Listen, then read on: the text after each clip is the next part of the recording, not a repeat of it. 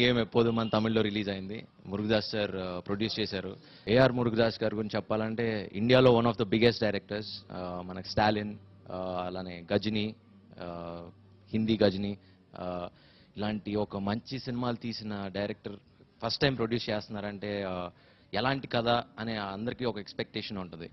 But ఇలాంటి point మనం touch చేయడం అనేది నిజంగా సూపర్. అండ్ నాకు నా కెరియర్లో ప్రస్థానం, గమ్యం, అందరి బంధువయ్య ఇవన్నీ ఎంత నాకు పేరు వచ్చినాయో మంచి సినిమాలని, ఈ సినిమా గ్యారంటీగా అంతకంటే మంచి పేరు, అంతకంటే మంచి కలెక్షన్స్ కానీ అన్నీ వస్తాయి.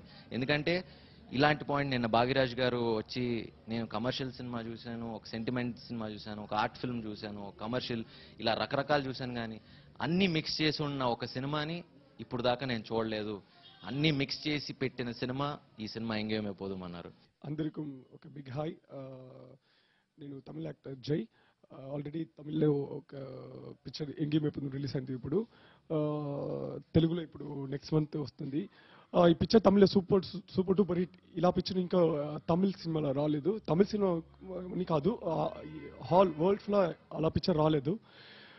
ఈ పిక్చర్లో మంచి మెసేజ్ ఉంది. అండ్ ఈ పిక్చర్లో బాగా ఎంటర్టైన్మెంట్ ఉంది, మంచి కామెడీ ఉంది, ఎవ్రీథింగ్ ఈ పిక్చర్లో ఉంది.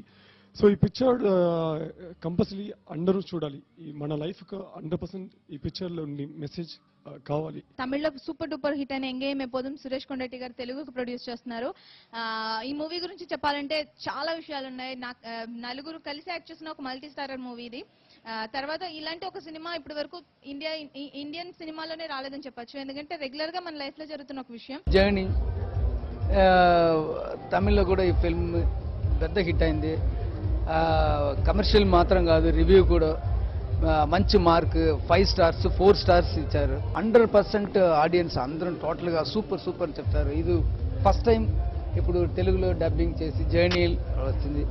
డెఫినెట్గా నా ఫిల్మ్ గజనీ కంటే మంచి స్క్రీన్ ప్లే, మంచి స్టోరీ కాన్సెప్ట్ ఉన్నాయి, మంచి మెసేజ్ కూడా ఈ ఫిల్మ్లో ఉన్నాయి. డెఫినెట్గా పీపుల్ విల్ లవ్ ఇట్. ఈ ఫిల్మ్ ప్రొడ్యూసర్ సంతోషం సురేష్.